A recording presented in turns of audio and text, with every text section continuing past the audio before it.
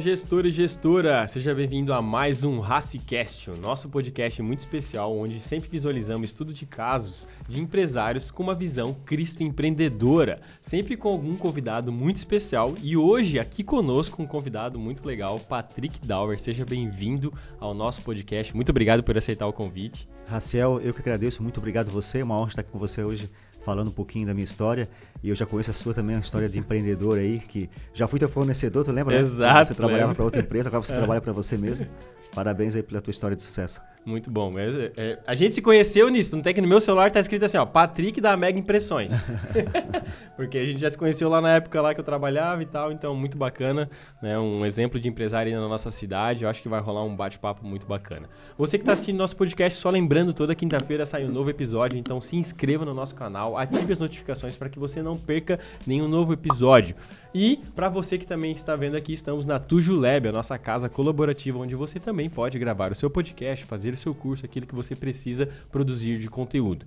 Então, bora lá para o nosso podcast?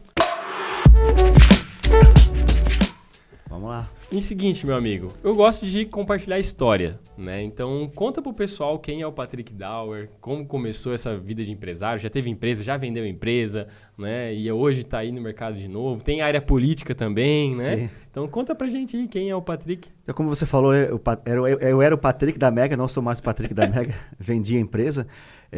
Comecei com 17 anos, na verdade, com 15 anos como empacotador do supermercado, não era empreendedor. Depois fiquei desempregado, fui empreendedor não por uma oportunidade, mas por uma necessidade. Entendi. Estava desempregado e juntamos... Na verdade, eu comecei primeiro sem ser com os amigos. Eu comecei montando uma empresa gráfica na minha própria casa.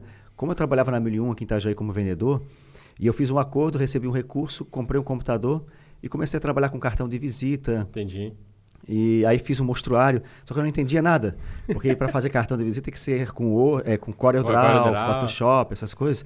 Como eu não entendia nada, eu fiz no Word mesmo. E eu fiz os modelinhos de cartões de visita no Word, mostrei para minha mãe, olha como é que ficou. Ela olhou assim, pô, tá lindo, achou maravilhoso. Mãe, né? Mãe sempre acha tudo bonito, né? Aí eu peguei aquele mostruário, fiz vários modelos assim numa pastinha e fui na Stefana José Vanoli aqui em Itajaí, para visitar as empresas e oferecer os cartões de visita. Perfeito. Visitei a Stefana inteira. Na verdade, não visitei. Eu andei a Stefana inteira até o final. Não parei em nenhum lugar com vergonha. Porque eu sempre tive problema de timidez. E tinha que trabalhar com isso. Porque até para mim... Eu fui gago até os 15 anos. Entendi. E fui desenvolvendo isso aos poucos. E quando eu trabalhei na 1001, foi um início de uma grande... Público, né? Como vendedor na 1001, eu atendia as pessoas que vinham até mim. E eu já comecei a me desenvolver a parte de comunicação. Só que ir até o cliente era diferente. Claro, quando eu fui até ativo, o cliente, né? era totalmente diferente, né? Tem que ser ativo, você tem que ser proativo, né? Ter ação. E aí, quando eu estava voltando da Stefana, eu parei, antigamente tinha ali o Mini Preço Vicentão, sim, que não existe mais.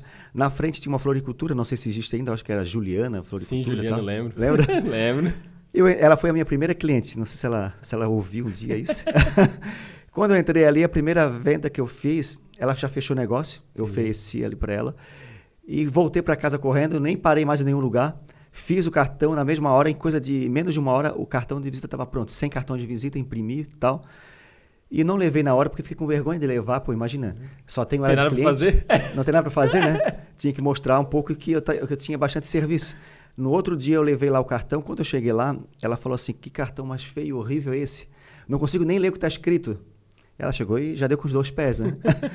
E eu fiquei todo envergonhado, tal, pedi desculpas, voltei e fiz um modelinho antes. E foi um grande aprendizado, porque eu entendi que eu precisava primeiro mostrar um modelo para que ela pudesse aprovar antes.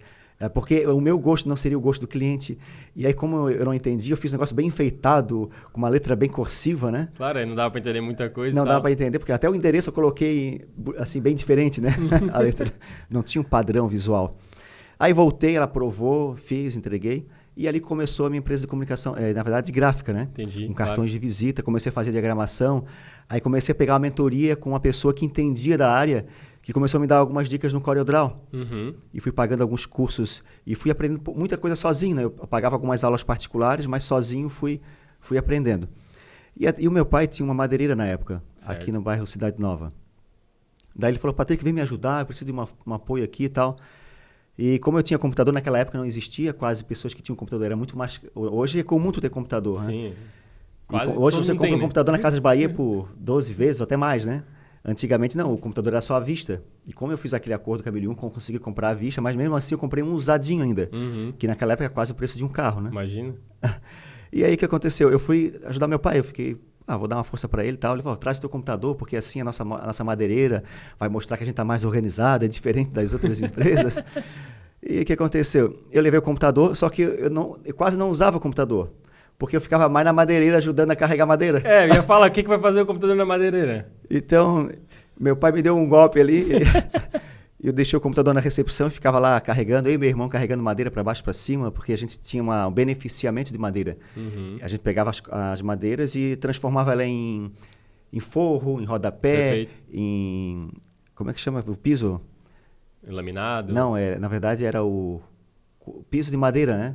Eu esqueci o nome agora que tinha na época. Hoje não se usa mais piso de madeira, né? É tudo laminado. Sim, sim. Não existia laminado na época. Sim, era madeira mesmo colocada no piso, Era... né? Tábua corrida? Oi? Tábua corrida? Na verdade, quase isso, né? Eu esqueci o nome agora, faz tanto tempo isso. Mas eu trabalhava só com essa parte de madeira beneficiada com meu pai. E só que eu dava ideia para o meu pai não aceitava tal. Era muito difícil a convivência eu e meu pai, porque meu pai ele tem quase 80 anos, então a gente é de uma geração muito diferente. Sim, claro. Hoje eu tenho 43. Ele teve filho bem velho?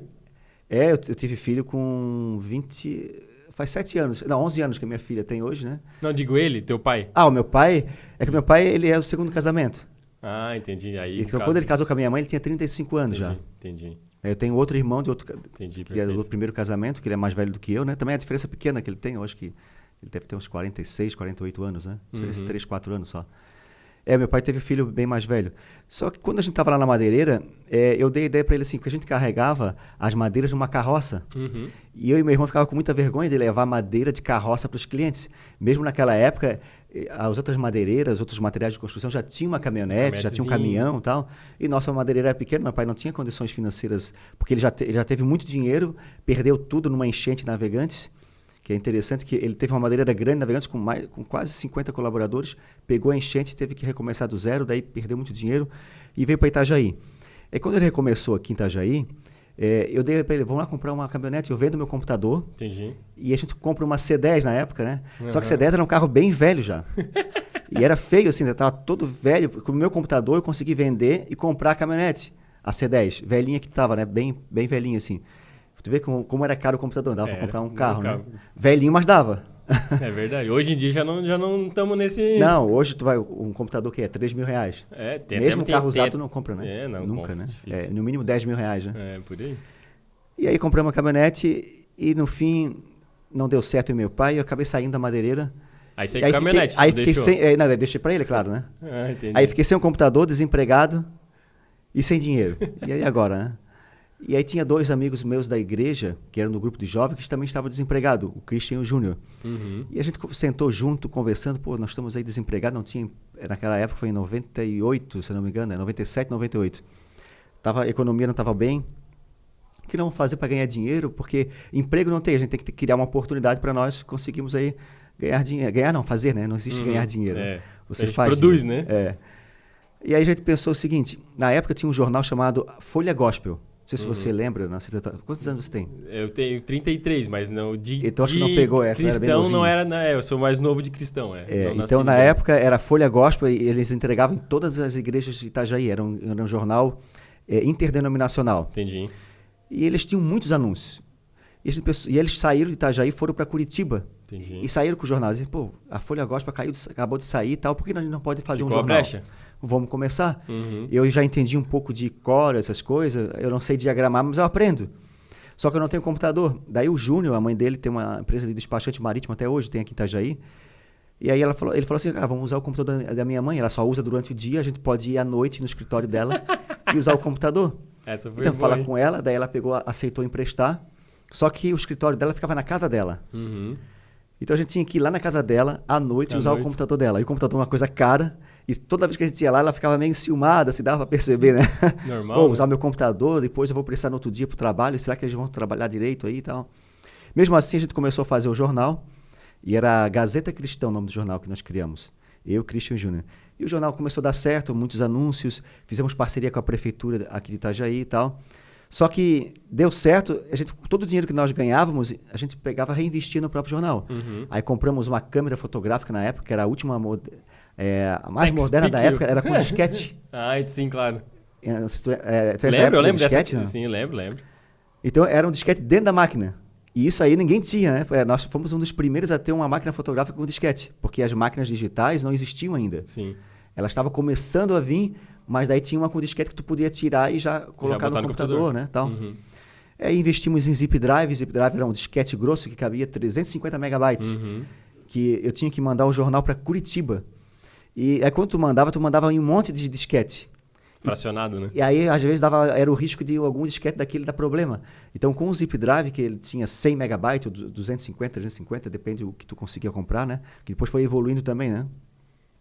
A gente mandava um único disquete daquele através da transportadora Catex, aqui em Itajaí tem até hoje, né? Que é a Transportes Catarinense. Ele ia de ônibus até Curitiba para poder eles imprimir. No outro dia vinha de ônibus do jornal. Voltava, entendi. E depois que veio a internet, naquela época era a internet de escada, não tinha como você mandar de outra maneira, só com disquete mesmo, né? Não tinha, porque era um arquivo muito grande, muito pesado. Ia levar 3 dias para enviar o arquivo. Meu, imagina. Hoje é tudo rápido. Hoje a gente tu consegue fazer serviço de gráfica em qualquer lugar do Brasil, arquivos gigantes, coisa de segundos a pessoa já recebeu o teu arquivo lá. Depois com comunicação visual, eu terceirizei muita coisa em outros lugares também, né? Aí começou a dar certo e tal, só que nós não tínhamos dinheiro para nós. E aí eu pensei o seguinte, vamos começar agora a trabalhar com outras coisas, vender cartões de visita, panfletos e tal. Só que nós não tínhamos um computador, e usar o computador da mãe dele era ruim. E aí eu falei para ele, vamos comprar um computador, só que nós não tínhamos dinheiro. E tinha um amigo da igreja, que o pai dele tinha uma distribuidora de bebidas em Itajaí. E tinha muito dinheiro. E ele falou assim, Patrick, aí eu falei para ele do nosso problema, que a gente queria comprar um computador e não tinha dinheiro. E ele falou assim, fala com meu pai. O meu pai tem dinheiro, ele empresta dinheiro, ele pode te ajudar. Daí ele me levou para lá para conhecer o pai dele. Daí ele assim, para que tu quer o computador? Para poder ampliar o nosso negócio e tal. E aí ele fez uma proposta, eu faço para você, eu precisava de R$1.500 para comprar o computador na época, né? Eu faço para você em 6 vezes 5 vezes de R$500, dava 2.500, alguma coisa. Ia pagar juros, então ele era praticamente um agiota, né? Sim. Ele não era cristão, o filho era cristão, mas o pai não era, né, na época. E daí eu falei com meus amigos, sócios, e eles não quiseram arriscar. Pô, vamos comprar um computador, R$500 por mês. Não sabe se vai vender nada? Se nós não conseguir pagar, não, era R$300 por mês, agora que eu lembrei, 300, 6 vezes de treinava, dava 1.800, era R$300 de juros. Entendi. 500 era o carro que depois eu vou te contar. E aí, meus amigos não quiseram, meus sócios. Ficaram com medo? Então, eu falei assim, se vocês não querem, então eu mesmo vou comprar, eu mesmo assumo a bronca, só que o que eu conseguir vender de cartões fica para mim, a diagramação fica para mim, porque eu preciso de dinheiro para pagar o computador. Perfeito. E eu fui lá e arrisquei, porque por isso que eu acho que a maior qualidade do empreendedor é a coragem. É tomar risco, né? Porque se você pensar muito, você não casa daquela história, né? É isso aí. E você não abre o negócio, você não faz nada. O medo paralisa você. Então, eu fui lá e comprei o computador e consegui pagar, tudo certo, deu certo, vendi cartão de visita, comecei a diagramar. Naquela época existia muitos guias, não é da tua época, eu acho, mas para anunciar não é igual hoje que você anuncia no Google. Hoje a lista telefônica, antigamente existia a lista telefônica. Sim, claro. As páginas amarelas que eles dizem, né? Até o meu nome era da nossa empresa, depois virou Mega Impressões, e eu mudei o nome da empresa para A mais Mega Impressões, para colocar a letra A. Porque todo mundo que tinha uma pesquisa do Sebrae na época dizia que as pessoas compravam das primeiras pessoas que elas entravam em contato. E quando ela pesquisava na lista telefônica, quem era primeiro? A letra A? Ou tu tinha muito dinheiro para anunciar, ou você tinha a letra A no nome. Então eu troquei o nome da empresa para poder estar entre os primeiros. Também comecei a anunciar bastante e tal. Só que eu fazia muitos guias. Tinha o guia do litoral, o guia do carro, o guia disso, guia de tudo. Guia telefônico. E eu comecei a diagramar isso e começou a dar dinheiro e tal. E o nosso jornal nós entregávamos nas igrejas. E eu conheci a minha esposa, que a gente é casado hoje, já faz 24 anos que eu sou casado com a Adriana. E eu conheci ela entregando o jornal na porta da igreja e entreguei na mão dela. Entregou, já deu uma piscadinha e já E aí ali já rolou jantar. Um clima, né? E ali já conheci a minha futura esposa entregando o jornal na igreja. E a gente marcou um encontro e eu andava de bicicleta, né? E eu estava sempre bem arrumadinho, social na igreja, porque eu era empresário, dono do jornal, né? Empresário do ramo de comunicação. Aí a Adriana achou, pô, esse cara deve ser muito rico, né? Dono do jornal, né? E bem arrumado e tal. Só que eu não tinha nem... Eu andava de bicicleta. Daí eu pensei o seguinte, para mim ir no encontro, eu queria já ir de carro para impressionar, para fazer já um grau com a Adriana. E como eu não tinha dinheiro, eu fui falar de novo com esse pai desse meu amigo da igreja. Aham. E eu falei assim, ó, eu preciso de um carro para poder ampliar meu negócio. Como eu já paguei o computador e consegui pagar certinho em dia Pegar um e tal, novo recurso com ele. eu precisava de um dinheiro agora para ampliar mais os meus negócios, porque de bicicleta é muito difícil você ir atrás de mais clientes. E não falei que era por causa da Adriana, senão ela não ia emprestar, né? Imagina, né? Mas não tinha nada a ver com o negócio, era mais para impressionar. E aí ele pegou e emprestou dinheiro também, paguei juros, dei cheques para ele lá e tal. E consegui pagar o carro também. E o meu primeiro encontro com a Adriana foi já Foi de carro. Fiat 147, né? Mas o 147 defeitos. Defeitos, né? Eu já ouvi essa história. E a Adriana empurrou muito aquele carro e tal. E a gente fez o primeiro encontro. E ali começou a minha história de empreendedor. Sempre tomando risco. Sempre arriscando muito. Que legal. Né? E aí a nossa empresa, no começo era Ideal Gráfica, na verdade era Ideal Publicidade, quando eu tinha a sociedade com meus amigos. Que depois virou Ideal Publicidade. Que depois eles saíram da sociedade, porque daí eles não quiseram mais, porque o Christian foi trabalhar numa empresa, não teve mais tempo para o jornal. O Júnior começou a fazer concursos públicos e ele precisava ter tempo para estudar. Perfeito. Hoje ele é policial federal, Entendi. aqui em Itajaí, e ele se dedicou nessa área, né? Na verdade, ele é funcionário público, né? Uhum. E daí o que aconteceu? Eu tô falando muito daí, né? Não, mas fica tranquilo, isso aí tá tudo certo. É nosso bate-papo aqui. Linguagem. Não, eu sempre estou me corrigindo, porque eu fiz vários cursos de coach, de palestra, de coisa, e a gente tem que estar sempre corrigindo a parte de vícios de linguagem, né? Exato. Porque depois eu vou te contar a história que eu fiz a transição de carreira para essa área de treinamentos e tal. E eu vendi a empresa, a Mega Impressões, depois que ela era Ideal Publicidade, virou Ideal Gráfica e Serigrafia. Eu tive alguns sócios no meio do caminho, porque antigamente tinha muita serigrafia. Uhum. E eu comprei máquinas gráficas. E é caro, também. né? As máquinas desse ramo, né? Gráficas eram muito caras. A serigrafia não era tão caro, porque a gente inventava, fazia como é que se chama? Improvisava. Porque as máquinas gambiarra. As máquinas de serigrafia eram caras realmente, aquelas automáticas. Mas como não tínhamos dinheiro na época, as máquinas de serigrafia era de madeira, a gente mesmo construía, colocava umas luzes embaixo para fazer a tela. Entendi. Então tinha umas gambiarra, como tu falou na época, né? Para sair barato a serigrafia. E eu fui candidato a vereador em 2004. Uhum. Eu fui presidente no partido aqui em Itajaí, Partido Cristão. É o DC, Democrata Cristão. Eu era presidente na época. Porque eu sempre tive...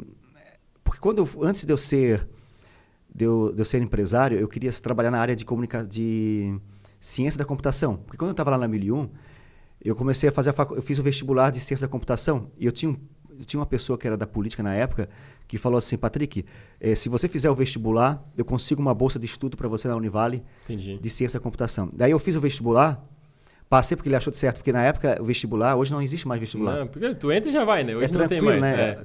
Praticamente qualquer faculdade, só acho que medicina e algumas outras que não tem isso, né? Mas eu fiz o vestibular e passei. E era difícil passar nesse concurso, era bem disputado. E ele achou que certo que eu não passaria, eu passei e ele não cumpriu a promessa. E eu vi, os políticos, eu fiquei revoltado com a política na época também. E com 17 anos eu tive a vontade de ser prefeito para mudar, porque eu estava desempregado e ainda o que me prometeram depois não cumpriram. E eu vi que a política era corrupta, porque as pessoas não geravam emprego na cidade e ainda não cumpriu a palavra né? para as pessoas. E eu tive que desistir da faculdade de ciência da computação, voltando lá atrás, né? E eu demorei depois, eu fui empreendedor durante uns 15 anos para depois fazer a faculdade de gestão. Entendi. E eu me formei em técnico de contabilidade lá em 97 e nunca exerci até então a parte de contabilidade, né? Nunca quis saber dessa área porque nunca gostei de contabilidade. Quase ninguém gosta, não adianta, né? Eu gostava da parte de computação mesmo. Gostava muito dessa parte de computação, por isso que eu me identifiquei na parte de designer gráfico, né? Entendo bem hoje de investe CorelDRAW, bastante, Photoshop, né? E naquela época era o boom que tinha, né? começou a crescer muito rápido, né? As gráficas em Itajaí, na época. Até jornal, na época, tinha tanto que teve um jornalista em Itajaí que disse assim, ó, em Itajaí, na Bahia dá coco, em Itajaí dá jornal. De tanto jornal que tinha, de tudo quanto é jeito. E até eu também tinha, além do Gazeta Cristã, eu tinha o Classificadão, que era meu também, e tinha outros jornais que eu também fazia, e também diagramava o Jornal da Quadrangular, até o Jornal do Mevan, na época, eu diagramei, que era chamado O Glória, porque o Luiz Hermínio tem muito isso, né? O Glória, né? Então a gente criou o jornal dele, O Glória, para a época, era do próprio Mevan. Entendi, que legal. E quando eu fui candidato a vereador em 2004, eu me afastei um pouco da empresa. Uhum. E eu já tinha feito uma sociedade com a minha tia, porque o meu tio, ele trabalhava ele era impressor numa gráfica grande em Balneário Camboriú. Perfeito. E como ele entendia muito dessa área, ele era meu impressor à noite nas máquinas gráficas. Entendi. De dia ele trabalhava na empresa e de à noite para nós, Uhum. para a mulher dele, que era minha sócia, minha tia, nas nossas máquinas gráficas. E a gente começou a ganhar dinheiro aquilo ali, só que como eu fui contemplado, eu não ganhei como vereador, mas o prefeito na época me chamou para ser diretor de micro e pequena empresa e economia solidária. Ah, que legal. Porque eu era muito envolvido nessa parte de associativismo, na associação empresarial, na AMP, mais na AMP. Uhum. Eu fazia parte da diretoria da AMP, que é a Associação de Micro e Pequenas Empresas, Economia Solidária. Fazia parte também da ADONEP, até hoje, né? Desde 2000, quando nós tínhamos o jornal lá, Gazeta Cristã, a gente cobria os eventos cristãos, dos empresários cristãos na época, nós cobrimos através do Gazeta Cristã. Então, desde 2000 eu sou da ADONEP. A ADONEP é a Associação de Homens e Mulheres de Negócios do Evangelho. Uhum. Então, como eu tinha essa base de empreendedores e tal, o prefeito me chamou para assumir esse cargo. E como diretor de micro e pequena empresa, nós trouxemos vários benefícios na época para o empreendedor. Tinha um programa chamado Rumo ao Sucesso, que levava até os bairros palestras, levava o microcrédito, levava assessoria do Sebrae, cursos, treinamentos, e o consultor ia nas empresas. E a gente ajudava muitos empresários. Tanto é que o nosso programa, nós criamos até o balcão de empregos que existe até hoje. Até hoje tem, né? E esse programa, ele gerou para nós um prêmio chamado Prefeito Empreendedor de Santa Catarina. Nós competimos com mais de 290 municípios em Santa Catarina e ganhamos em primeiro lugar, pelas ações que nós fizemos. Só como eu estava envolvido de cabeça lá dentro da prefeitura... Aí a empresa ficou começando a ficar de lado. Ficou em segundo plano. E aí eu fiquei meio assim, consciência pesada com a minha tia, que eu não pude mais dar atenção. E eu falei assim, eu dei praticamente a empresa para ela na época, você assume a empresa que eu vou ficar só na prefeitura. Entendi. Daí ela pegou a empresa, eu não vendi nada, eu dei para ela a empresa. Entendi. Só saiu? Só saí da sociedade. Ela levou a empresa para Balneário Camboriú daí. Saiu de Itajaí. Nossa empresa ficava ali no shopping. Sim, sim. Ali na Stefano Gervais, ela nem existe mais, né? Não. E ela levou para Balneário. Depois de uns 2 anos na prefeitura, eu comecei a perceber assim, que eu tinha tomado um erro. Porque funcionário público, ele é instável, né? Eu não era um funcionário público concursado, eu era um diretor. Qualquer momento o prefeito... Daí começou o prefeito a fazer algumas coisas erradas na época. Eu pensei, daqui a pouco esse prefeito não continua e eu não vou continuar aqui na prefeitura, e é uma coisa muito instável, eu tenho que me preparar agora. E aí eu montei de novo uma empresa, só que daí só para minha esposa trabalhar em casa, que se chamava Só Cartões, que virou Mega Impressões. Entendi. Ah, tá. Em casa mesmo. E ela começou a fazer cartões de visita, e eu tinha uma parceria com o Bispo Samuel, o saudoso bispo, que já é falecido, da igreja que eu congregava. Eu fiquei 20 anos no Santuário da Família, que na época era CEI. Sim. E ali o bispo tinha uma gravadora, e ele fazia capas de CD, que nem existe mais CDs, né? Mudou. Como mudou, né? O mundo, nesses 20 anos aí, o mundo mudou muito, cara, muito Verdade. mesmo. E por isso que uma das qualidades importantes para o empresário é se reinventar a todo momento. Porque eu ganhei muito dinheiro vendendo capas de CD para cantores gospel. E o bispo, ele tinha uma das maiores gravadoras do Brasil. Ficava aqui em Itajaí, por causa da rádio. Então a rádio dele era muito forte na época. Sim, muito forte. A canal de televisão, tudo. Então eu vendi muita capa de CD através de Adriana. E eu fazia o quê? No meu tempo livre, eu ia lá, visitava o bispo, porque o bispo trabalhava 24 horas praticamente. Sim. Por isso que ele morreu cedo. Enquanto não estava trabalhando, ele estava orando. Ele trabalhava demais. E o que aconteceu? Eu montei essa empresa e aos poucos... E aquilo que eu temia, Jó já dizia, né? A gente não pode temer muita coisa, senão aquilo acontece. Aquilo que eu mais temia me aconteceu. O prefeito não continuou, eu perdi o cargo. A sorte que eu já tinha começado o negócio da Mega Impressões. Perfeito. E como eu fiz muita parceria com consultores do Sebrae, participava de todos os cursos e palestras. De alguma forma estava captando as informações, tudo né? para mim, eu estava absorvendo. E aquilo tudo me ajudou a usar isso no meu próprio negócio, na Mega Impressões. Aí eu criei um plano de negócios, quando eu comecei a empresa lá. Que legal. De novo, porque daí eu saí da prefeitura, agora eu vou focar só na Mega Impressões. Aí eu aluguei um ponto comercial estratégico, porque eu pensei, um ponto faz diferença. Claro. Naquela época, né? Hoje em dia, com a internet também mudou muita coisa, né? Tem empresas que o ponto faz diferença, tem empresas que não vale a pena. Nenhuma. Hoje, a parte de comunicação visual e gráfica, o ponto já não faz tanta diferença. É muito digital, né? Porque o empresário também está muito ocupado, ele não tem tempo de ir lá na empresa. Exato. Tu faz hoje o contato com o empresário pelo WhatsApp, pela rede social tu vende, negocia. Negocia, entrega tudo por ali, não precisa nem ter escritório, né? É isso aí. Hoje com a pandemia que aconteceu, também teve uma outra revolução dos home office e tudo. Uhum. E o que aconteceu? Nesse período que eu comecei do zero a empresa, tu vê que, olha quanto é importante você planejar o negócio. Exato. Em pouco tempo que a gente começou a Mega Impressões, em coisa de 1 ano, eu já estava com 20 funcionários. Em 2 anos eu estava com 55 funcionários. Nossa, na empresa. cresceu Ela cresceu muito rápido. Uhum. Então, eu do nada assim fui indo, e eu estava pequenininho, depois vendi lá e em pouco tempo eu cresci a empresa. Só que daí eu peguei a enchente de 2008. Perfeito. Eu ia falar, deve ter sido 2006, 2007, 2008. Ali, Em 2008 eu peguei a enchente, só que quando eu peguei a enchente em 2008, eu não estava ainda... Era na José Pereira Liberato? Não era lá ainda. Não era lá ainda? Era lá no Taipava, na tá. casa onde eu morava, porque eu morava na casa dos fundos com meu sogro. Uhum. Foi onde tinha começado a Mega Impressões. Quando eu fui ali para José Pereira Liberato, foi em 2009, logo em seguida da enchente em 2008. Saiu a enchente em 2008, eu fui para o Editor Liberato. Entendi. E eu peguei a enchente em 2011. Sim, eu ia falar, daí teve outra, né? Aí a enchente em 2011 foi a pior, porque quando deu 2008, todo mundo sacou fundo de garantia e a cidade inteira se reergueu, né? Se ergueu rapidamente, porque imagina, tu tá com fundo de garantia, tu pode comprar coisas e recuperar. Sim, dá um boom de dinheiro na cidade. Né? Até melhorou. A economia cresceu muito mais rápido. Sim, claro. Com o advento da pós-enchente Itajaí. Porque todo mundo pegou.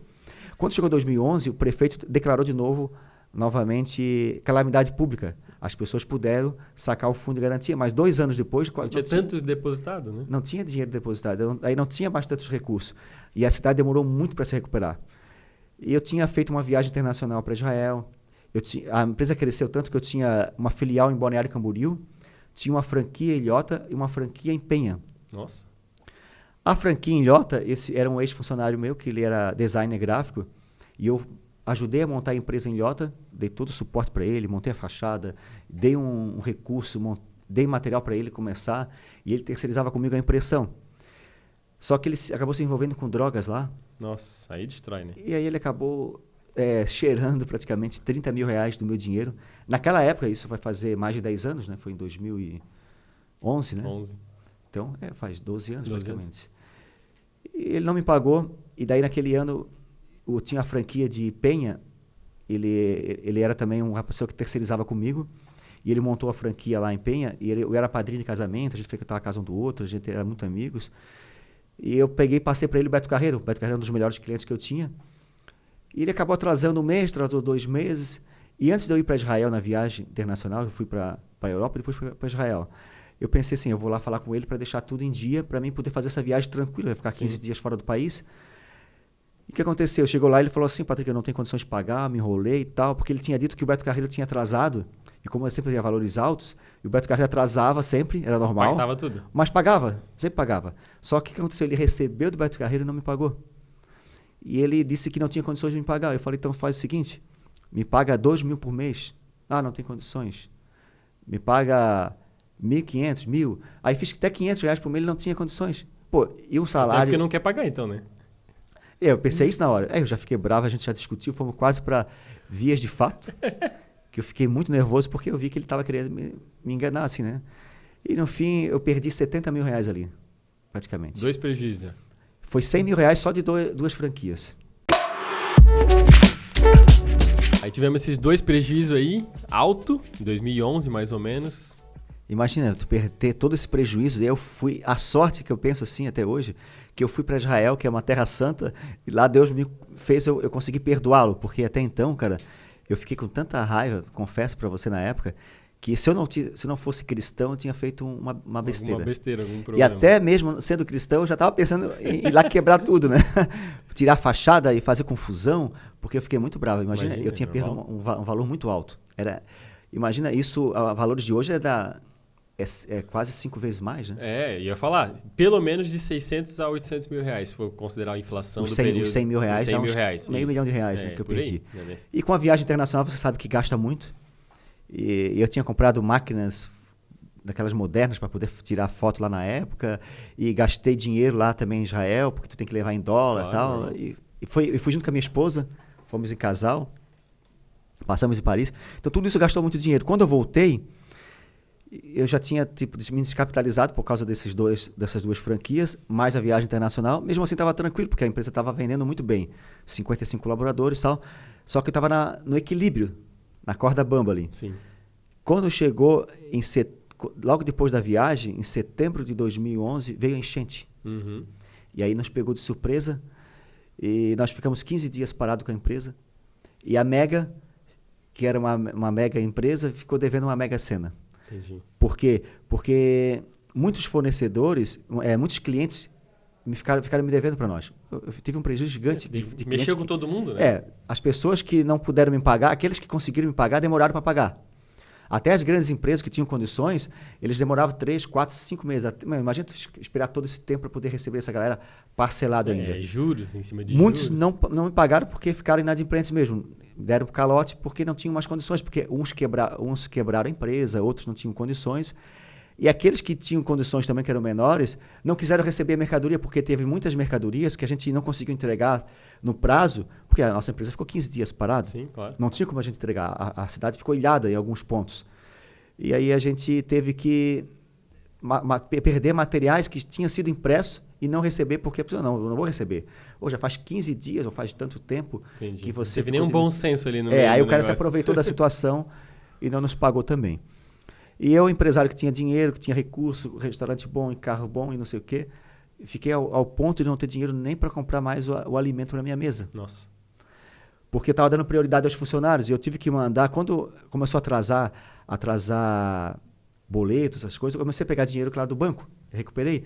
Mas o banco ficou com medo porque viu que eu peguei empréstimo e eles começaram a cortar. A cortar também o crédito. E porque a cidade inteira com problema, eles cortaram recurso financeiro, não começaram a dar mais. E aquilo me prejudicou mais ainda. Em vez de eles nos ajudar, eles pararam. Sim. O que eu fiz, então? Eu não tinha mais de onde tirar dinheiro do banco. Não tinha recurso próprio.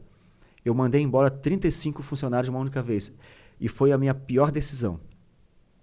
Minha pior decisão como empreendedor foi naquele período. Porque, imagina, a área emocional minha estava abalada. Sim, claro. E a pior coisa que tem para o empreendedor é... Porque nossas decisões, elas são emocionais. 90% das nossas decisões são emocionais.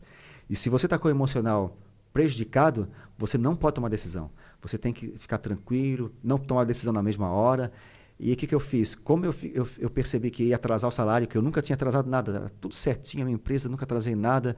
E aí comecei a atrasar alguns boletos, eu fiquei, cara, não posso deixar isso acontecer.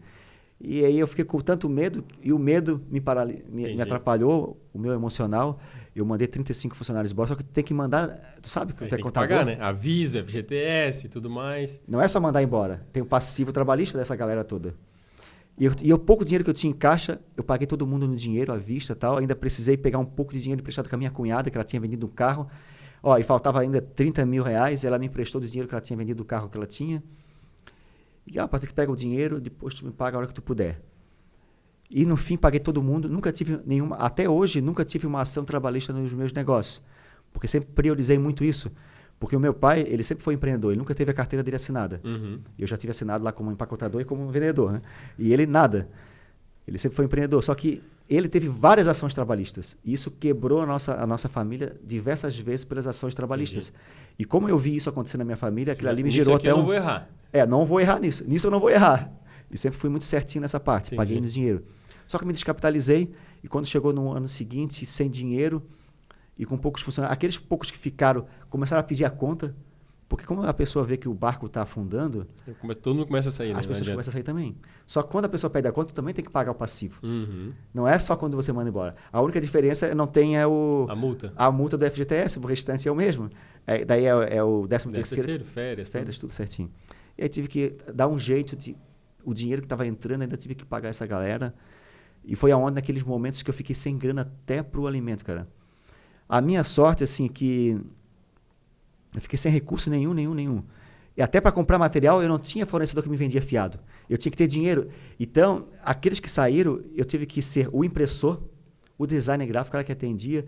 Porque tinha poucas... As coisas que eu não sabia muito era adesivar e fazer placas. Daí eu tinha alguma equipe para isso ainda. Mas o impressor saiu, o designer saiu, só ficou um designer, mas tinha que ter mais porque tinha demanda ainda de alta. serviço. Imagina, de 55. O que me prejudicou muito, porque as empresas que eram nossos clientes, muitos foram embora, porque viram que a nossa empresa tinha... A cidade pequena, na época, não era tão grande como é hoje, Itajaí. ou o Patrick está quebrado, porque mandou 30 e poucos funcionários embora. Yeah. Então, muita gente Todo mundo vai falando, né? né? Vai fechar a empresa. E muitas empresas não quiseram contratar o nosso serviço, ficaram com medo que a gente não fosse entregar. E eu vendia muita placa. E nós pedimos uma entrada, e as pessoas não queriam dar entrada. Entendi. Então, a gente tinha que ainda fazer o serviço sem entrada, porque perdemos a credibilidade no mercado. Claro. Por causa disso. Então, a minha decisão errada lá gerou Descredibilidade. Descredibilidade ali dentro do mercado.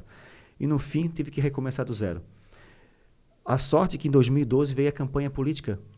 E naquela época eu podia fazer placas gigantes, não outdoor, era placas de 3x2, e isso dava muito dinheiro. E comunicação visual e gráfica, quando tu vendia tanto que tu conseguia comprar um apartamento zero na época, um carro zero, só com serviço para a área política. Eu não tinha mais recursos, mas eu tinha um network, conhecia muita gente da área política.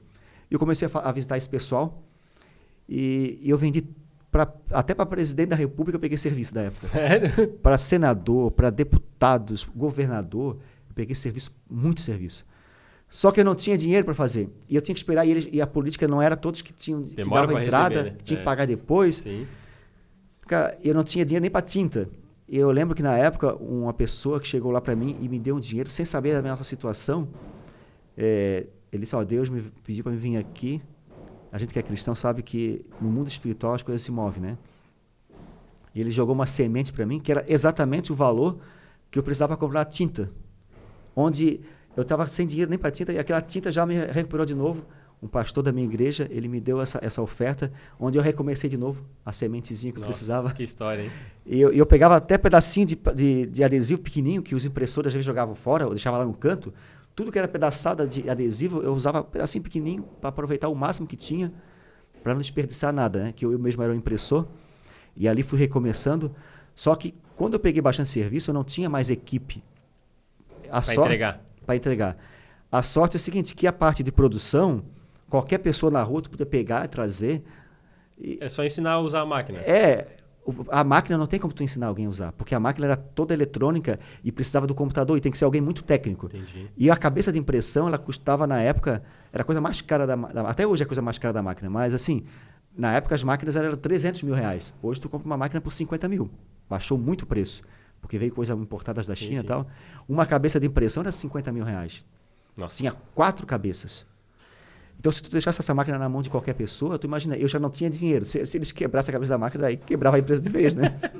aí pode enterrar. Aí já era, né? E aí a cabeça da empresa não estava tão boa, assim, estava dando uns risquinhos. Mas como é política, cara, os caras não dão muito valor para qualidade. Tem que ter o material. Então, qualquer pessoa que adesivasse com bolha, sem bolha, para política dava tudo certo. Por isso, qualquer pessoa na rua que pegava, para produção dava certo, mas para impressão não. Então, eu mesmo imprimia. Eu fiquei uma semana, eu lembro, uma semana inteirinha trabalhando praticamente 24 horas por dia. Imagina. Eu ficava sentado em cima, assim, olhando a máquina, porque a máquina ela imprime sozinha, só que ela tem que ser acompanhada. Porque se por acaso der algum problema, tem um botão do pânico na máquina, é um botão grande assim, vermelho, que tu bate com tudo para ela desligar. Porque se às vezes o adesivo ela vem com um pedaço de alguma coisa que bate na cabeça e trava a máquina. Se travou, ela pode tentar continuar imprimindo e quebra a cabeça da impressão. Sim. Ou ela para de vez e fica ali em cima do adesivo. E se ficar em cima do adesivo, ele seca a cabeça. Secou a cabeça, também perde a cabeça. Já era. Então ficava ali, tem que ter alguém não tirava ali o olho do botão do pânico. Então eu ficava ali, eu dormia, acordava assim, e a máquina imprimindo, sempre cuidando para não ter problema. E eu fiquei 7 dias, 24 horas ali. E chegou um momento, cara, que eu estava assim, arrasado, assim, acabado fisicamente. E eu fui para casa, era 5 horas da manhã, era noite ainda. Eu assim, eu vou lá em casa tomar algum café, fazer alguma coisa, tentar descansar. Só que tu não consegue descansar, né? Não, a cabeça não vai parar nunca, né? E a minha esposa estava grávida, ela veio grávida de Israel. E eu falei ela ficar em Terra casa. Santa, hein? Terra da multiplicação, né? Eu não quis deixar a Adriana sabendo os problemas da empresa, Sim. Porque para ela não afetar a gravidez dela. Sim, claro. E ela era do financeiro. E quando tudo isso aconteceu, eu pedi para ela ficar em casa cuidando da gravidez, tipo, cuidando do bebê, ficando claro. Mais em casa. Eu disse que eu cuidava da empresa. E aí o financeiro deixei com outra pessoa lá na empresa e eu também ajudava e tal. Só que naqueles momentos difíceis eu nunca contei para ela. Eu evitava de contar para ela não se afetar, abalada, né? Afetar emocionalmente. Uhum. E aí eu vi ela dormindo grávida ali já com o bebê a barriga bem grande, e eu olhei para ela, comecei a chorar, deitei do lado, assim, sentei do lado da cama, me ajoelhei do lado da cama e orei para Deus. Deus, eu não aguento mais, eu preciso da tua ajuda porque eu não sei mais o que fazer. E eu preciso que você me mande um anjo para me ajudar. O que eu faço agora? E eu chorei, pedi para Deus um anjo naquele momento, né? E fui para a empresa de volta. Quando eu cheguei na empresa, tinha uma pessoa me esperando. Era um ex-impressor meu. Entendi. Naquela mesma noite que eu orei, que era de madrugada, na verdade, 5 horas da manhã, assim que eu voltei, 7 horas da manhã, lá para a empresa, tinha o André, que era o meu ex-impressor, que ele tinha ido para uma casa de recuperação. Essa área de comunicação visual, gráfica, não gráfica, mas comunicação visual, tem muita gente que se perde com drogas. Não sei se é por causa do cheiro da tinta. Eu ia falar, será que é por causa do cheiro da tinta? Não sei o que acontece. Dá um estímulo ali. Sei que muita gente se envolveu com droga. Eu, graças a Deus, nunca tive esse problema, mas a parte de produção, muita gente se envolvia com droga. E ele foi para a casa de recuperação e ele disse para mim que Deus falou com ele que ele tinha que ir lá na minha empresa para me ajudar. Olha só a conexão da minha oração com ele. E Deus falou com ele. E aquilo ali até hoje me emociona porque foi uma coisa realmente que... A prova que realmente Deus existe e que as orações são eficazes. E ele me ajudou e a gente começou a dividir o trabalho da máquina. Eu consegui entregar todo o serviço ali. Eu paguei praticamente mais de 50% da minha dívida através só daquela campanha eleitoral. Político ali. Com a política. Eu levei 7 anos para me recuperar financeiramente na Mega Impressões. Nossa. 7 anos. É como um baque pode acabar com o empresário, né? É, rapidinho. Assim, tu demora... Até que foi rápido o nosso crescimento em 2 anos, mas assim... Sim? Só que na verdade não foi 2 anos. É porque assim, o sucesso diz que é da noite pro dia, só que levou 20 anos, né? Foi todo aquele tempo tem lá, todo um enredo 17 por trás, anos, né? que eu fui virando empreendedor. Aquilo tudo me ajudou depois. Claro, com certeza. Aquele período na prefeitura como diretor, depois montando algumas sociedades com várias pessoas diferentes. Sim, tudo isso me ajudou a tomar boas decisões para a empresa crescer rápido. Mas também uma decisão errada quebra o teu negócio. Então eu tive que recomeçar do zero de novo, me recuperei. E a empresa começou em 2017, foi 2019, né? 2019, começou a dar uma quedinha, porque eu comecei a perder um pouco, assim, da inovação? Da vontade de trabalhar nessa área de comunicação visual. Entendi. Porque o mercado de comunicação visual e gráfica deu uma caída quando começou a fortalecer muito a internet e as redes sociais. Sim. Porque eu cheguei a ter 70 pontos de outdoor na cidade. Então, outdoor, cara, na época, todo mundo queria investir em outdoor. Era a melhor propaganda que existia. Sim, com certeza. E começou a diminuir muito a demanda por outdoor, a demanda por adesivos grandes e lonas grandes, que era o meu maior forte na empresa. Placas grandes. Porque você olha no carro hoje, a pessoa está dentro do carro. O filho está olhando o celular. Não olha o outdoor na rua. A esposa está do lado do motorista, olhando o celular, não está olhando a placa na rua. E o motorista, se duvidar, ele não está dirigindo, está olhando o celular. É verdade. Então, o que o cara vai investir em outdoor se ninguém está olhando para o outdoor? O cara está olhando o celular, que está o quê? Está no WhatsApp, está na rede social, no Instagram ali, no Facebook. E as pessoas começaram a investir mais nisso e começou a diminuir. E eu comecei a perceber que estava diminuindo o faturamento. E eu pensei, Deus, e agora o que eu faço? Tal. E comecei a pedir orientação para Deus, o que eu tinha que fazer. E eu comecei a ver que na área de palestras e treinamento seria uma área que estava crescendo. Todo mundo estava buscando conhecimento. Conhecimento abre muitas portas. Com certeza. E aí comecei a fazer vários cursos e tal. E comecei a deixar a empresa para um gerente operacional e um gerente administrativo na empresa. Só que eles não tinham bagagem nessa área, porque eu peguei o melhor lá dentro, que era o cara que era de maior confiança, e fui orientando ele. Só que toda hora eles me chamavam, Patrick, como é que eu resolvi isso? Patrick, não sei o quê.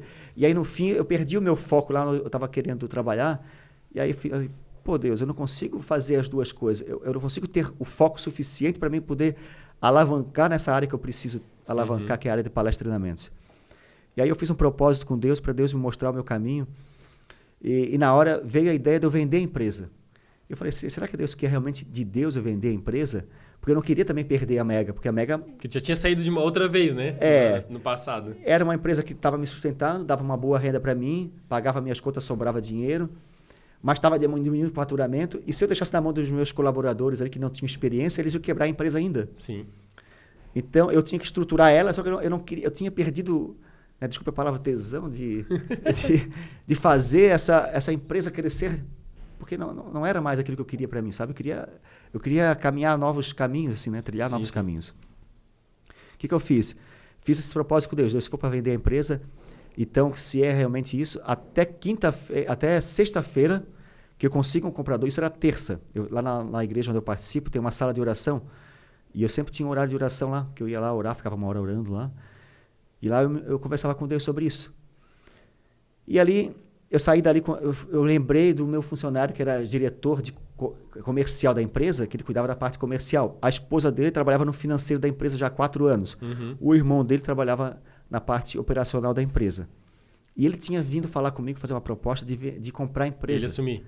De comprar a empresa. Isso há um ano antes de eu querer vender. E quando você não quer vender, o que tu faz? Bota o preço lá em cima, né? Claro. Aí eu botei o preço lá em cima para ele nem ter que pensar em querer comprar. Não, cara, a minha empresa vale não sei quanto. Ah, não, mas fica muito alto, não sei o quê, porque eu não queria vender. E aí quando veio o nome dele da cabeça, vou fazer um preço melhor, porque eu quero vender. Quando tu quer vender, tu chega e faz o preço melhor. Oferta e procura, não adianta, é sempre assim, né? Porque quando tu não quer vender, tu vende por um preço maior, né? E foi também um erro na minha percepção, quando você também, às vezes, pensar muito bem antes de dar o valor. Porque Deus falou que eu tinha que vender, mas não falou o valor, né? Se era para vender, então poderia ter dado uma oferta melhor. Eu acho que eu vendi barato a empresa. Eu vendi barato e fiz parcelado, em 48 parcelas. Nossa, estão pagando ainda? Não, isso foi em 2019, né? Acabou meu último seguro empresário, porque empresário não tem seguro-desemprego, né? Não. E como eu vendi parcelado, eu queria ter recurso para mim aguentar. Entrando pelo próximo até eu fazer a transição de negócio. Em dezembro do ano passado, eu consegui receber a minha última parcela. Foi em dezembro do ano passado. Qual foi o problema que aconteceu? Eu pensei assim, eu já vou montar um negócio, esse dinheiro da Mega eu vou guardar para investimentos. No fim, ele foi o que usou para pagar. E no fim, eu comi o dinheiro todo. Por quê? Porque olha só o que aconteceu durante esse período. Tudo a gente tem que... Mas só que antes disso, eu vou explicar como é que foi a venda da empresa. Quinta-feira, eu falei com ele e falou assim, Patrick, eu vou falar com meu pai, porque o pai dele que tinha grana, tinha uma distribuidora de peças de caminhões, que ia ser o avalista do negócio. Na quinta-feira ele ligou para mim, Patrick, a empresa é minha, vamos fazer a reunião com todos os funcionários da empresa. Então, confirmou que eu tinha feito com Deus, que em pouco tempo, e até sexta-feira, então não foi sexta, foi quinta, um dia antes. Entendi. E depois eu soube que ele tinha feito um propósito com Deus, que ele também é cristão, ele é de outra igreja, que ele queria comprar a empresa de mim. Deus, eu quero comprar a empresa do Patrick, tal. Ele fez um propósito com Deus para comprar. E eu fiz um propósito para vender. E no fim deu certo. Tudo juntou. Ele ficou feliz, eu fiquei feliz que vendi, ele ficou feliz que comprou. Que legal. Ele está até hoje com a empresa, está dando certo, está ganhando dinheiro. Aqui a gente pegou um serviço deles aqui. Só que daí eu montei uma empresa de treinamentos e palestras, teria de treinamentos. Eu fiz uma sociedade com um amigo meu que era palestrante já, da mesma igreja, Legal. E uma pessoa que era da área de marketing digital, que eu precisava de uma pessoa que pudesse nos impulsionar na rede. Sim. E nós preparamos todo o material, criamos o curso chamado Seja Fera, que era um curso de inteligência emocional, de imersão de 3 dias. E aí começamos a divulgar esse evento na internet, e aí veio a pandemia e paralisou tudo. Sim. Teve uma mudança completa, né? E aí todos os eventos que eram presenciais não podia mais ter. Exato. Só que eu não tinha me preparado para a internet ainda. Eu estava me preparando para o presencial. Eu não tinha me preparado para a internet. Que nem os outros players já estavam ao mesmo tempo fazendo as duas coisas. Cara, eu não consegui daí ir para a internet fazer esse trabalho. E paralisou tudo. E eu tive a sorte que eu tinha um dinheiro da Mega que estava pagando as minhas contas. Só que eu não pude guardar aquele dinheiro. E agora o que eu faço? É onde veio a oportunidade de eu ser candidato a prefeito. Perfeito. Que era para mim ter sido candidato a vereador. E aí me chamaram para ser o vice do Rubens Angioletti. Aí de vice do Rubens eu fui candidato a prefeito. Porque daí o Rubens não quis mais ser candidato a prefeito para apoiar o Robson. E tudo mudou. E aí, Patrick, tu quer ser candidato a prefeito? Porque nós não queremos apoiar o Robson e tal. E nem o Volney, que era o atual prefeito na época. Que até hoje é, né? Uhum. E como a minha qualidade de empreendedor é a coragem, cara, vamos lá. Eu vou. Não tem nada a perder, né? O que eu vou perder? E como meu propósito de vida é ajudar pessoas, porque lá na Mega, eu sempre ajudei muitas pessoas, entidades, associações, pessoas que precisavam. E a minha esposa falava, Patrick, tu não pode ter empresa. Tu tem que ter uma associação porque tu quer mais ajudar os outros do que ganhar dinheiro. E aí eu sempre... Porque é do meu ser, assim, ajudar pessoas. Sim, claro. E eu vi na política uma oportunidade, imagina, eu vou ser um bilionário com o dinheiro da população, porque bilionário, é modo de dizer, porque gere um valor, né? A prefeitura é um orçamento de 2 bilhões por ano, que agora vai ser mais ainda. Imagina tu usar 2 bilhões para ajudar pessoas da cidade. Sim. E como lá atrás eu já estava revoltado com os políticos, já sempre tive sonho. Acendeu aquela chama. Acendeu a chama de novo. Aí eu fiz de novo propósito com Deus, porque a Adriana, ela tinha uma aversão com a política. E porque política é suja, é isso. Sim, como eu trabalhei na política, eu vi mais coisa errada ainda. Porque eu fiz meu trabalho lá bem, só que tu vê os bastidores. Com certeza. Daí a Adriana viu que realmente a política é uma coisa do diabo, né? Vamos supor assim, né? Só que se não tiver pessoas de Deus lá também, nada vai resolver. A gente sempre vai deixar na mão do inimigo as coisas que poderiam ser de Deus, né? O erro nosso de cristãos é a gente não se envolver nessas coisas. E eu fiz o propósito, se for realmente para mim ser política, a Adriana aceite. E a Adriana aceitou, e aí eu não fui vereador, nem vice, e fui prefeito. Só que para ser candidato a prefeito e competir com esse pessoal era muito difícil. No fim, não ganhei. Aí fiquei, de novo, a pandemia, aí estava desempregado de novo, porque sem empresa, desempregado e sem o cargo.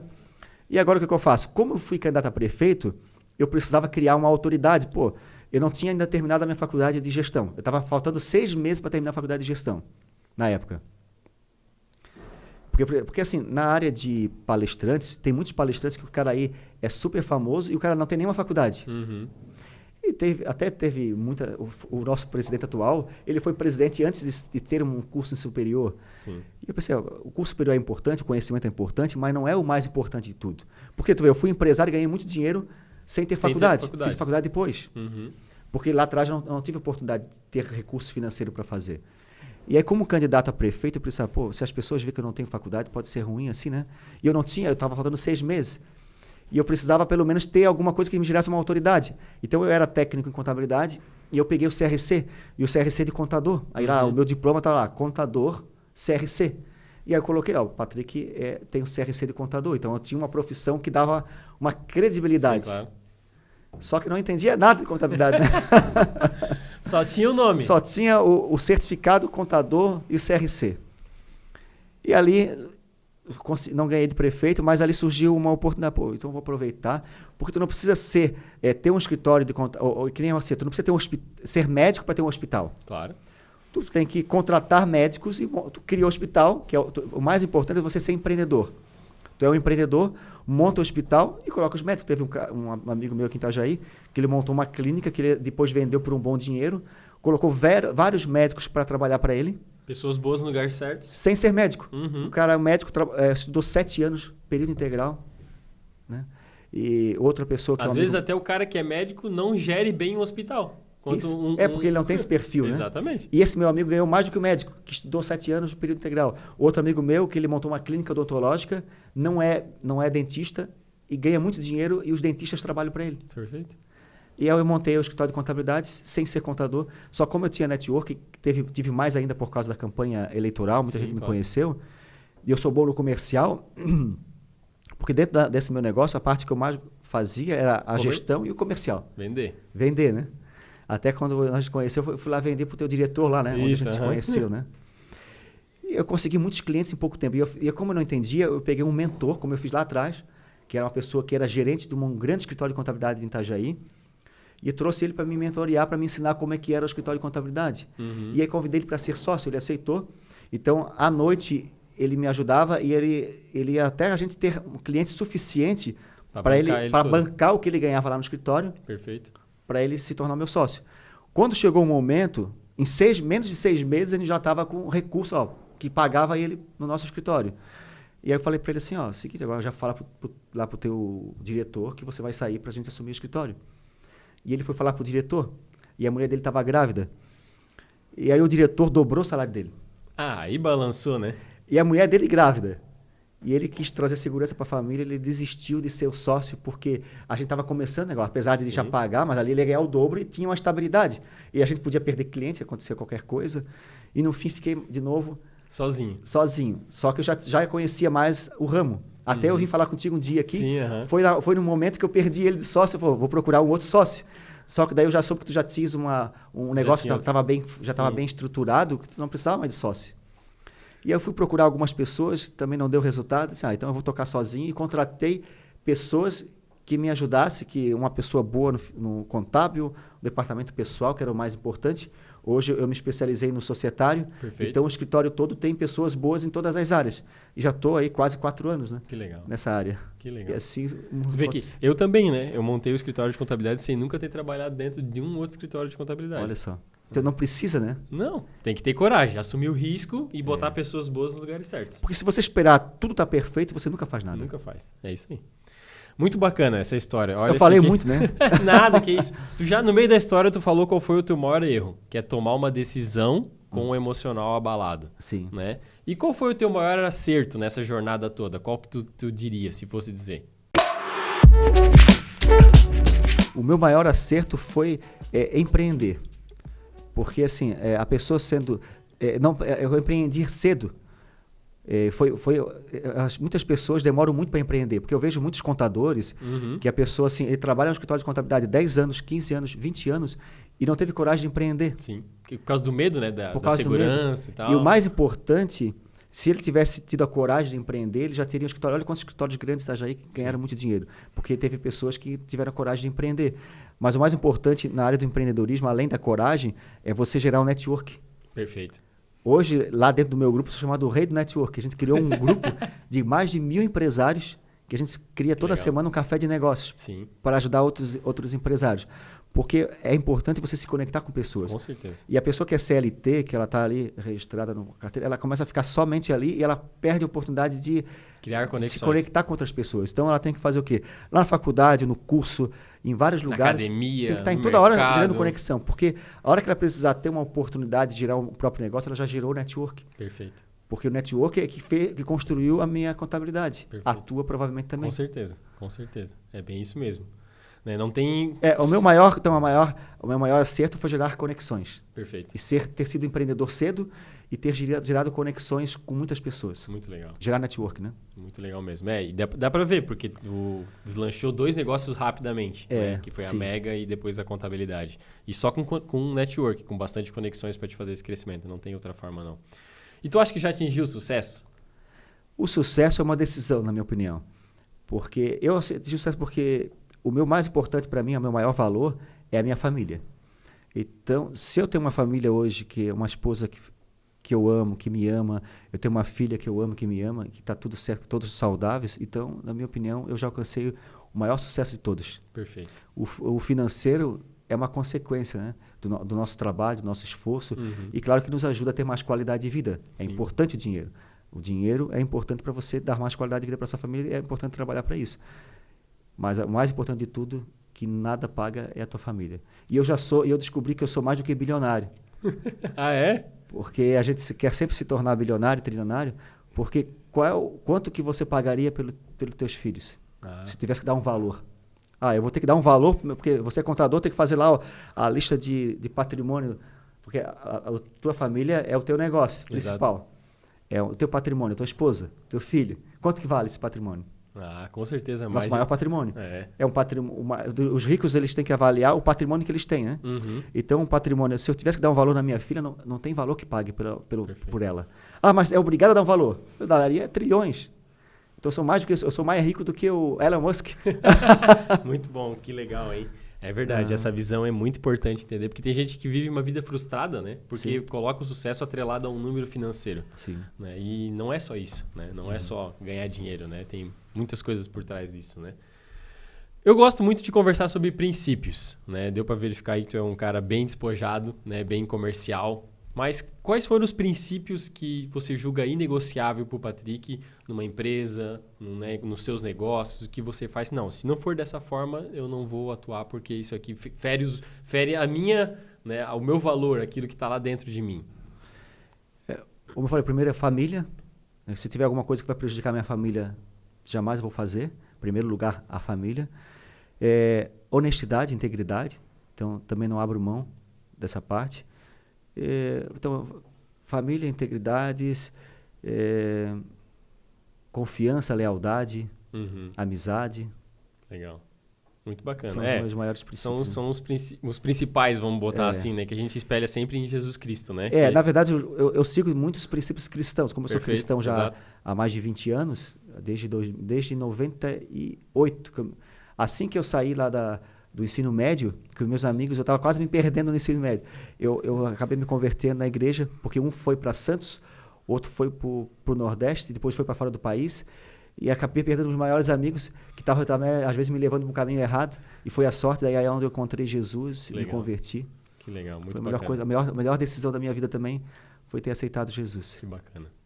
E ao longo dessa jornada toda aí, a última pergunta é aquela que a gente bota aí até um pano de fundo aí mais cabreiro, que você já sofreu alguma discriminação profissional por ser cristão? Ao longo dessa jornada aí, algum negócio, alguma coisa assim, teve algum episódio? Hoje não tanto. No começo, existia muito preconceito quanto a ser cristão. Mesmo assim, hoje ainda, eu promovo os cafés de negócio e eu não falo que eu sou cristão. E hoje a gente está fazendo até dentro de uma igreja, mas a gente perdeu pessoas que estavam indo no nosso encontro de cafés porque a gente colocou dentro da igreja o evento. Então existe ainda o preconceito de pessoas que não querem. Mesmo assim, eu tento fazer sempre de uma maneira que seja apenas business e depois eu jogo a semente. Por exemplo, nesse nosso café, eu não falo quase nada de Deus. De vez em quando eu jogo uma sementinha e tal, mas qual é a minha estratégia? Todo mundo participa ali para gerar negócio, relacionamentos de negócio. E eu convido eles para uma reunião da Donep. Entendi, legal. E lá na reunião da Donep, a pessoa conta uma história que conecta Deus na história e elas acabam lá aceitando Jesus. Muito legal. E muita gente aceitou Jesus através disso. Já fui numa reunião da Donep, tem um cliente que faz parte da diretoria, que é o seu Walter Porto. Sim, diretor regional. Ele de vez em quando... Cara, ele fica me chamando para eu participar da diretoria também. Tá com bastante persistência, logo capaz de eu ir. Então, tá aqui, cara, vale a pena. Mas é um trabalho muito bacana também que eles fazem com os empresários. Né? A cada 15 dias a gente tem uma reunião aqui em Itajaí, às segundas-feiras à noite. Legal, muito bacana.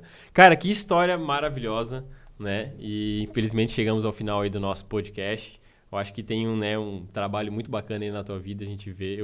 Já vi isso, a gente conheceu acho que em 2012 mais ou menos, deve ter sido 2011 por aí. E eu venho acompanhando esse trabalho aí ao longo desse tempo.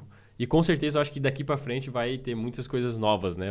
Eu fui candidato a deputado federal também, na última eleição. Fui a vereador, fui a prefeito, fui deputado federal. A próxima acho que vai. 3 eleições eu perdi, né? Disseram que eu tenho que pedir música no Fantástico, né? Quando erra 3 vezes. Mas Abraham Lincoln perdeu 7 eleições e foi o melhor presidente dos Estados Unidos. Isso que eu quero dizer. Não tem que ser candidato a presidente, será? É um cara muito bom, certeza que uma hora vai engatar e vai dar tudo certo. Obrigado por ter aceitado o convite, estar aqui conosco, compartilhar essa história aí maravilhosa com todo mundo. E pro pessoal te achar o teu trabalho também, o curso lá, né? O trabalho que vocês estão fazendo, a contabilidade, pode deixar aí o @, o contato, como é que ele pode... É só me seguir nas redes sociais, Patrick, com CK, _Dauer. Patrick _Dauer, você vai me encontrar ali na rede social, no meu Instagram. E vai ver, tem meu telefone WhatsApp, tem também meu escritório de contabilidade, tem sobre o café de negócio, tudo que você precisar saber.